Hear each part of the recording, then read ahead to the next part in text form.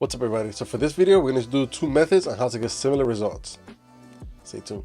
So if you click on this video, it's either because you're subscribed or you either have V-flats or an optical snoot. So this video is mainly for people that have V-flats but do not have an optical snoot and vice versa. So if you have an optical snoot and do not have V-flats, this can work for you. For the first setup, I use the optical snoot, as you can see back here, but I use the line gobo. It gives it a doorway look if you've seen it online, you know, on Instagram, Pinterest, wherever you look, even on YouTube. This is very helpful to give your creativity to your clients that you already have and even get new clients along the way.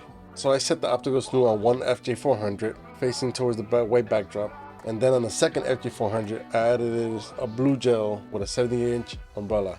I should have used a 51. I learned that after a different shoot, but I was still able to make it work. When going for a look with the optical snoot, I suggest having props as well. It gives more options to the clients to choose from, compared from having to choose between a design that's just a slit in this situation. Throwing a stool, if you have a plant around, pop them in there, a mirror, anything that you can consider a prop, a ladder, whatever you have that's usable, use it. When using the optical snoot, I suggest that you control as much ambient light as possible so you're able to see the light spilling through the lens onto your subject in the background, especially if you're using a strobe instead of a continuous lighting. Now, when using V-flats, it's a little bit tricky, but it's doable. So I brought in two V-flats, mainly on the black side, for anything that bounces from the white backdrop doesn't, bounce back towards her. So the only thing that changed here was the key light.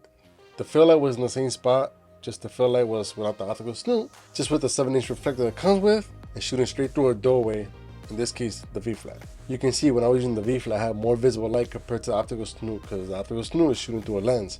In this case, there was no lens, so it's just straight open with a reflector, so straight beam. Now, I feel I could have done a better job with the V-flats, but to test it for my first time, I don't think it was that bad. You don't technically need an optical snoot to get this done, unless you want to have other designs. Then yes, definitely look into optical snoot.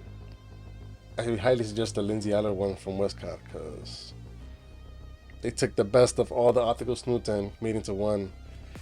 I see why it's hefty price, but it's definitely worth it in the long run. I do not own it, but I do want it. So here are the results with the optical snoot and then the V-flat.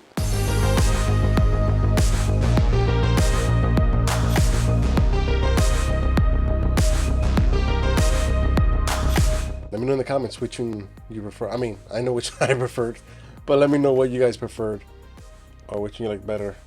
And if you plan on doing this, let me know down below. With that being said, I have more on the way soon. Like, subscribe, all that good stuff. That's it for me. I'm out.